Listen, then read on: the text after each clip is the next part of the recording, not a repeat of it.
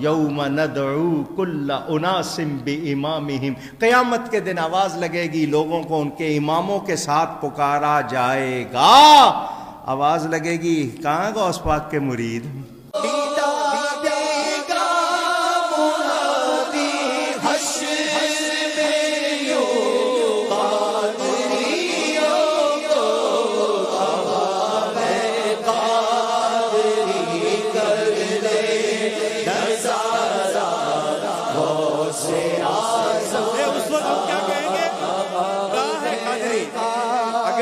لگائے گی، یہ آواز لگے گی جب کہاں ہے قادری، تو ہم کیا کہیں گے؟ لبیک۔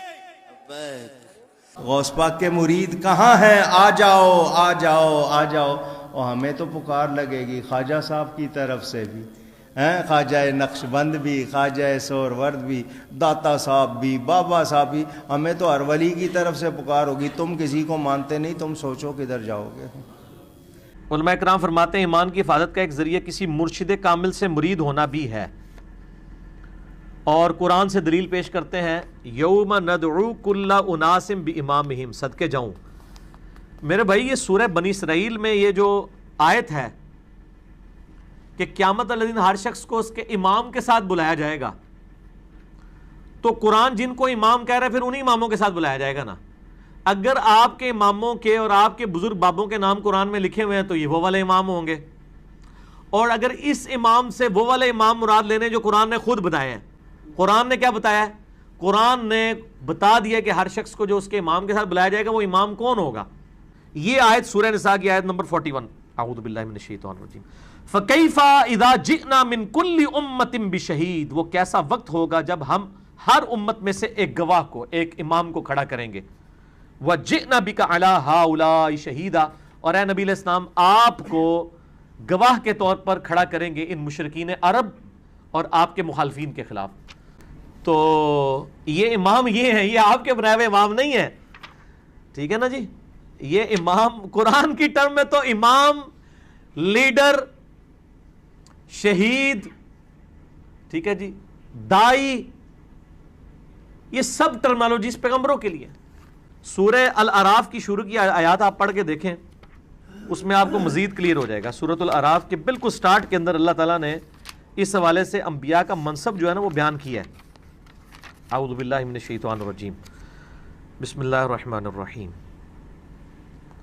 آیت نمبر 7 میں وَلَنَقُصَّنَّ عَلَيْهِمْ بِعِلْمٍ، نہیں، آیت نمبر 6 فَلَنَسْأَلَنَّ الَّذِينَ أُرْسِلَ إِلَيْهِمْ، ہم ضرور پوچھیں گے ان لوگوں سے جن کی طرف ہم نے رسولوں کو بھیجا، کہ بھئی رسولوں نے پیغام پہنچایا کہ نہیں۔ وَلَنَسْأَلَنَّ الْمُرْسَلِينَ، اور ہم رسولوں سے بھی پوچھیں گے بھئی تم نے پیغام میرا پہنچایا کہ نہیں۔ رسولوں کو بھی پوچھا جائے گا کہ آپ نے کام کیا ہے کہ نہیں، اور جن کی طرف آئے ان کو بھی پوچھا جائے گا کہ ہاں بھی رسولوں نے پیغام پہنچایا۔ اسی لیے تو بخاری مسلم کی حدیث ہے نا، یوم النہر کا خطبہ، آپ علیہ السلام نے کیا کہا؟ اوہ میں نے لوگوں اللہ کا پیغام تم تک پہنچا دیا۔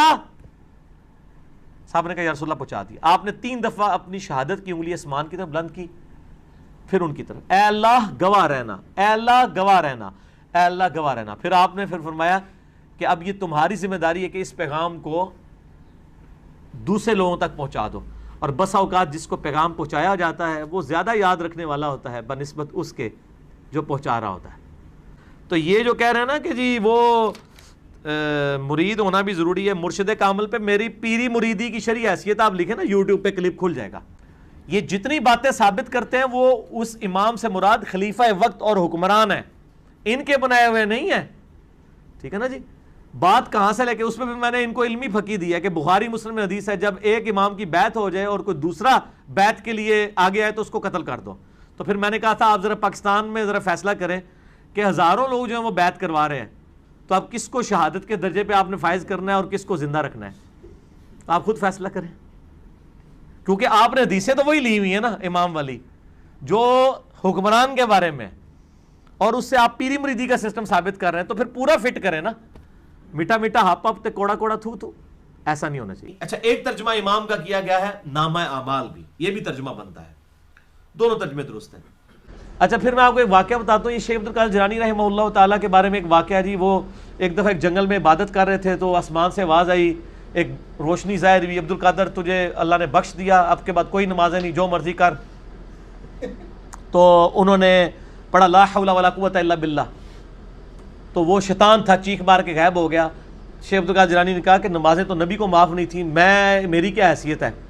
تو جاتے جاتے اس نے کہا کہ شیخ عبد القادر جیلانی تیرے اس مقام پہ پہنچے ہوئے 70 اولیاء اللہ میں نے بہکا دیے ہیں اسی بات کے اوپر، تو اپنے علم کی وجہ سے بچ گیا.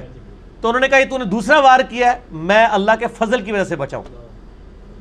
یہ اللہ اکبر اس واقعے کی میں انجینئرنگ کرنے لگا ہوں کہ سر وہ جو 70 غوث تھے جن کو شیطان نے اوندھا منہ کر کے دوزخ میں پہنچایا ہے، ان کے لاکھوں مرید کدھر گئے؟